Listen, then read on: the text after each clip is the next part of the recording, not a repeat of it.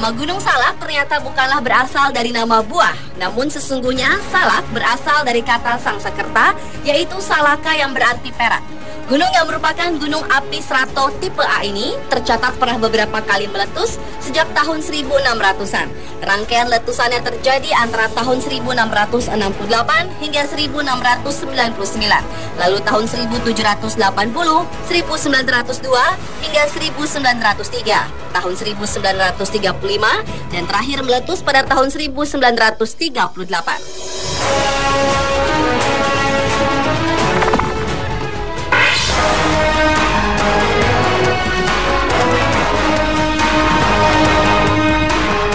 Percaya atau tidak, menurut masyarakat Sunda Wiwitan yang banyak menempati daerah seputar gunung tersebut, Gunung Salak merupakan tempat yang dianggap suci karena dipercaya sebagai tempat terakhir dari Prabu Siliwangi, pendiri kerajaan Pajajaran. Karena dianggap keramat itulah tidak mengherankan jika sejumlah pendaki gunung kerap menemui para peziarah yang datang untuk berdoa memohon berkah kepada para leluhur.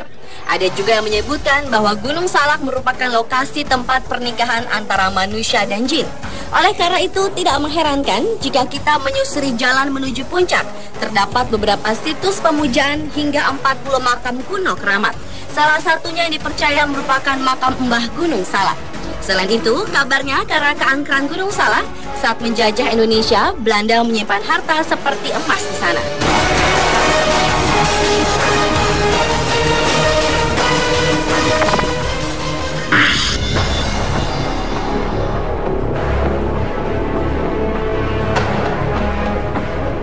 Sehubungan dengan proses evakuasi korban jatuhnya pesawat Sukhoi Superjet 100 Sabtu 12 Mei pagi, sejumlah pemuka masyarakat Ciplang, Cijeruk didatangkan ke lokasi. Bersama mereka dibawa pula nasi tumpeng dengan menu khusus petai bakar dan ikan peda atau ikan kembung bakar. Nasi tumpeng dan sesajen tersebut akan dibawa ke puncak yang disebut Puncak Manik untuk diadakan ritual dan doa. Menurut pengasuh Pondok Pesantren Nurul Huda Cijeruk, Kiai Haji Marsya Abdullah, saat itu tumpengan dilakukan karena upaya sudah berhari-hari, tapi jasad para korban belum bisa dievakuasi semua. Dikhawatirkan masih ada yang diselimuti goib. Selain itu, ritual ternyata juga dilakukan atas permintaan keluarga korban. Sejak awal, doa-doa juga dipanjatkan agar tim penyelamat selamat karena mengingat seorang wartawan salah satu media yang sedang meliput diduga sempat disesatkan makhluk gaib Gunung Salak.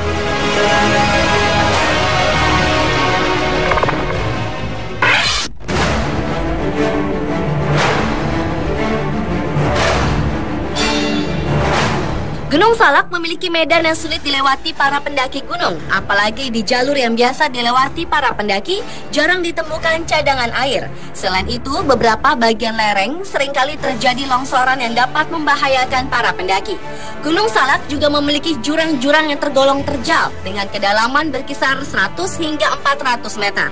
Banyak lereng di Gunung Salak. Terdapat batuan besar akibat dari letusan di tahun 1699. Pada bulan April 1987 silam, 7 orang siswa Sekolah Teknik Menengah atau STM Pembangunan Jakarta Timur ditemukan tewas di Curug Orok yang memiliki kedalaman 400 meter di punggung gunung setelah terperosok ke jurang.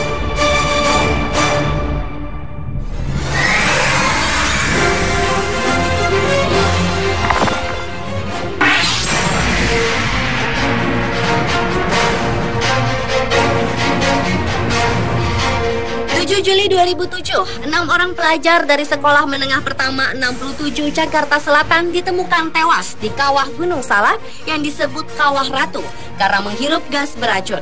Ternyata selain banyak mitos seputar Gunung Salak yang telah terdengar secara turun-temurun pada warga sekitar gunung tersebut, ada juga fakta tentang kawasan Kawah Ratu yang terkenal rawan. Dari kawah tersebut tiba-tiba dapat keluar asap belerang yang mematikan karena dapat meracuni paru-paru. Oleh karena itu, Kawah Ratu disebut-sebut sebagai kawasan yang haram untuk dilintasi. Selain itu, sumber sulfur dan belerang di sana juga berupa kubangan yang panas dan mendidih.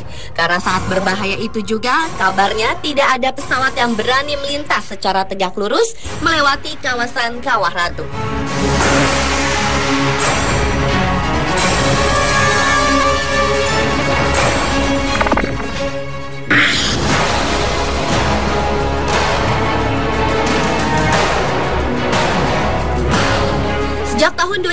hingga 2012 tercatat 7 kali musibah kecelakaan pesawat terbang di Gunung Salak dan sekitarnya. Diawali tahun 2002, seorang tewas akibat kecelakaan pesawat trike bermesin PKS 038. Disusul tahun 2003, 7 orang penumpang tewas dalam musibah jatuhnya helikopter Sikorsky S-58T Twin Tail milik TNI Angkatan Udara. Lalu tahun 2004, pesawat para layang Red Baron GT500 jatuh dan menewaskan 3 orang. 2 bulan kemudian, pesawat Cessna 185 Skywagon juga terjatuh dan menewaskan 5 orang. Kemudian tahun 2008, pesawat Kasa 212 TNI Angkatan Udara juga jatuh di Gunung Salak dan menewaskan 18 orang. Setahun berselang, tepatnya April 2009, kali ini korbannya adalah pesawat latih donor yang menewaskan 3 orang. Dan yang terakhir, tahun 2012, kecelakaan di Gunung Salak menimpa pesawat Sukhoi Superjet 100 yang menewaskan 45 orang. Menurut staf ahli Menristek Bidang Pertahanan Keamanan Hari Purwanto, penerbangan melalui kawasan Gunung Salak tidak seharusnya di ketinggian 6.000 kaki karena tinggi gunung itu sendiri sekitar 2.200 meter dengan kondisi awan tebal yang selalu meliputi pegunungan itu.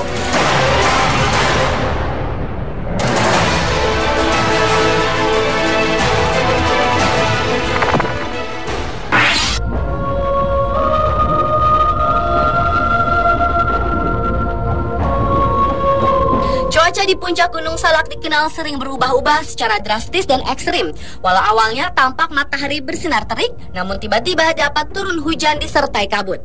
Kondisi inilah yang sering membahayakan bagi para pendaki Gunung Salak. Apalagi seringnya terjadi kabut tebal di puncak gunung secara mendadak, tentulah akan mempengaruhi penerbangan pesawat. Alasan-alasan tersebut membuat pesawat komersil jarang melintas di atas Gunung Salak, sehingga biasanya melintas hanyalah helikopter atau pesawat militer. Cuaca berkabut juga lah yang disebut-sebut mungkin menjadi salah satu faktor kecelakaan pesawat Sukhoi Superjet 100.